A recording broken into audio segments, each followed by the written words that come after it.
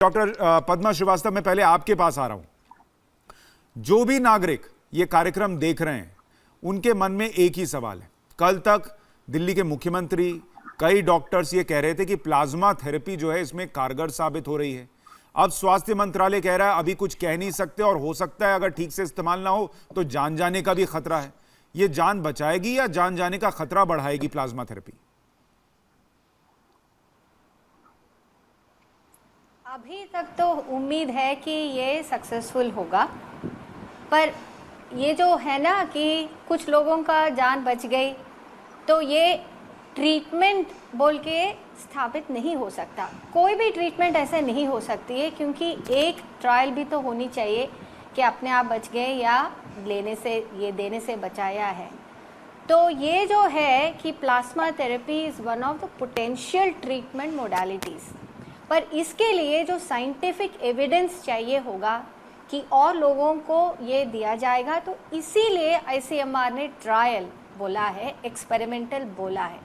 पर अगर आप कोरोना के वायरस की जो ट्रीटमेंट्स अभी तक जो आया गया अभी चल रहा है, प्लाज्मा थेरेपी अकेला नहीं है। ये आया NEJM, सबसे बड़ा journal, new England journal of medicine, उसमें आ गया कि रेमडेसिविर एंटीवायरल वो अच्छा है, और दूसरा ट्रायल आ गया कि वो बिल्कुल ठीक नहीं है।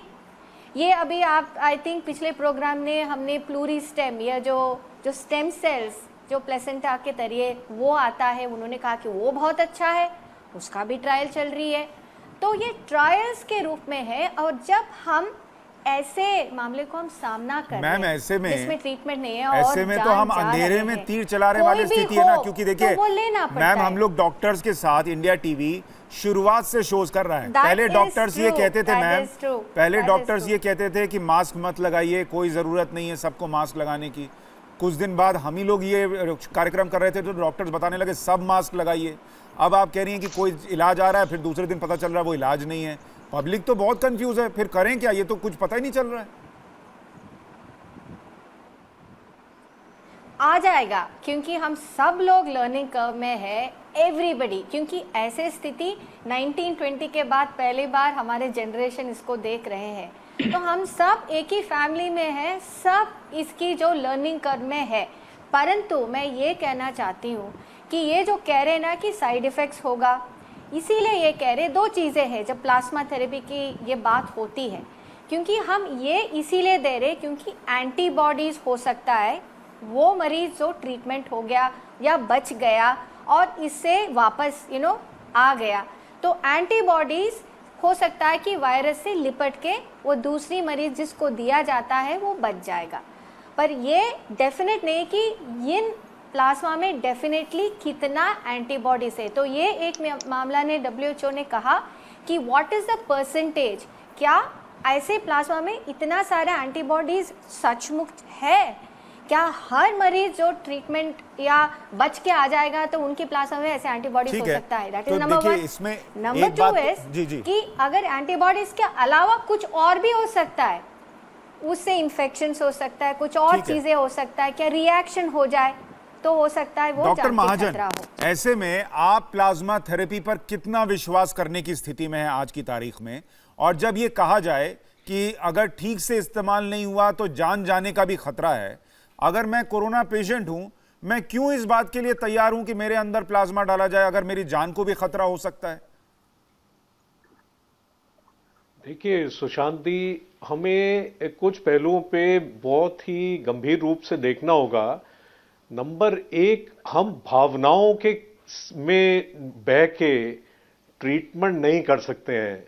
ये एविडेंस बेस्ड ट्रीटमेंट है, और इसीलिए जो कल कहा भी गया है इंडियन गवर्नमेंट ने, और जो सच भी है वो ये है कि प्लाज्मा थेरेपी एक इन्वेस्टिगेशनल ट्रीटमेंट है, रिसर्च के तहत ये की जा रही है, और इसके कई स्पेसिफिक उन्होंने रखे हुए हैं मापदंड।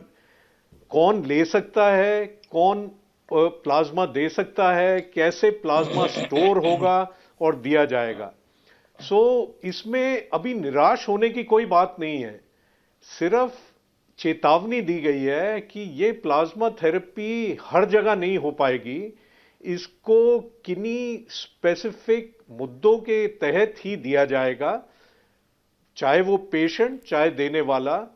और जैसे जैसे ये ट्रायल आगे बढ़ेगा हमें और इंफॉर्मेशन मिलेगी और इसको और बढ़ाया जा सकता है। सो निराशा की बात नहीं है।